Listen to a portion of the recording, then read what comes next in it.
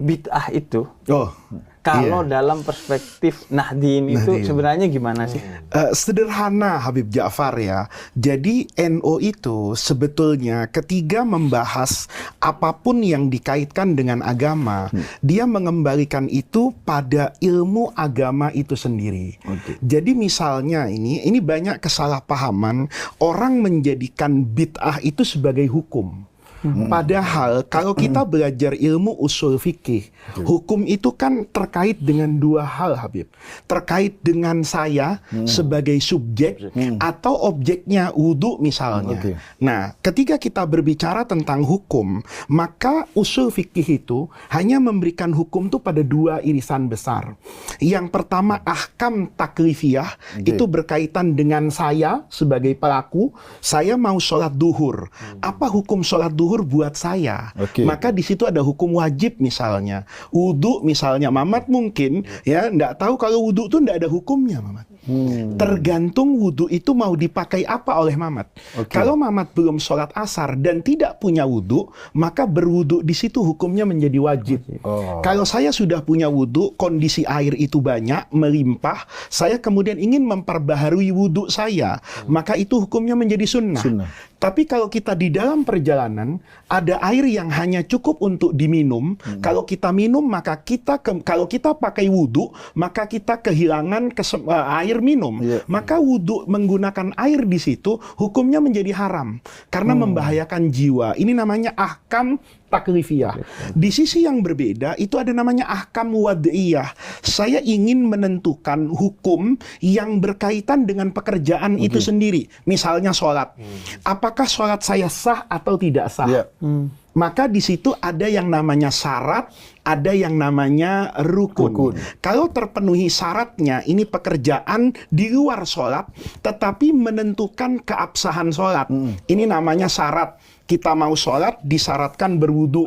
Maka itu namanya syarat. Ada yang kedua namanya rukun. Rukun itu pemenuhan gerakan sholat. Ya. Dimulai dari takbiratul ihram, kemudian sampai salam. Ini kan hukum pasti ini. Jadi ketika misalnya Habib Ja'far bertanya kepada saya, sholat saya ini sah atau tidak? Tinggal checklist kan. Takbiratul ihram oke. Ya, kemudian baca Fatihah ada ruku sujud, maka hukumnya nanti menjadi sah. Tidak terpenuhi, hukumnya menjadi batal. Mamat berpuasa hari ini itu namanya azimah hukumnya. Hukum dasar. Semua orang yang balik, berakal, sehat itu wajib puasa. Tetapi ketika besok misalnya Mamat melakukan perjalanan, maka dia boleh tidak berpuasa.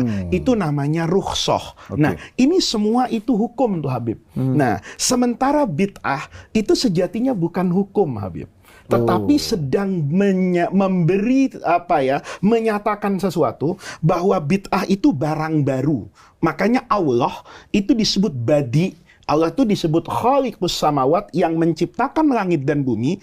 Tapi Allah juga disebut badi'us samawati wal ardi. Allah nyiptakan bumi ini, langit, itu nggak ada contohnya Mamat. Ya, kalau Mamat melucu itu boleh jadi ngambil dari komedian lain, ditiru misalnya. Maka apa yang disampaikan oleh Mamat itu bukan bid'ah Habib Ja'far. Nah, tetapi dakwahnya Habib Ja'far ini dakwah bid'ah. Karena nggak ada Habib dakwah begini tuh nggak ada. Betul. Ya kan? Dakwah baru. Habib itu biasanya pakai sorban, bawa tongkat, pegang tasbih gitu ya. Ada aura yang berbeda dengan sosok Habib Ja'far. Maka yang dilakukan Habib Ja'far dalam dakwah itu namanya bid'ah. Karena tidak dilakukan oleh orang sebelum Habib Ja'far. Hanya sebatas menyatakan itu. Itu bid'ah gitu loh. Pokoknya di zaman Nabi nggak ada. Tapi persoalannya, apakah yang di zaman Nabi tidak ada, itu tidak boleh saya lakukan? Ini yang menjadikan seseorang itu salah paham dalam memahami agama. Ada orang beragama tuh begini Habib Ja'far. Ini dilakukan atau tidak oleh Nabi. Seakan-akan kalau Nabi mengerjakan, maka saya harus mengerjakan. Itu salah. Karena ada yang Nabi kerjakan, tapi saya haram bahkan mengerjakan itu. Misal apa? Misalnya, Nabi istrinya berapa, Mamat? Di atas 4 lah Oh, ya, di atas 9. 4. Mamat ya? istrinya berapa? Satu. Rencana. Apa Kok rencananya? Nggak usah pakai rencananya. Karena Mamat melihat Nabi istrinya tadi lebih dari 4, pada angka 9 atau 11. Kemudian Mamat meniru Nabi. Maka itu bukan berarti ikut sunnah, tapi itu kejahatan. Makanya apa yang dikerjakan Nabi itu belum tentu boleh saya kerjakan.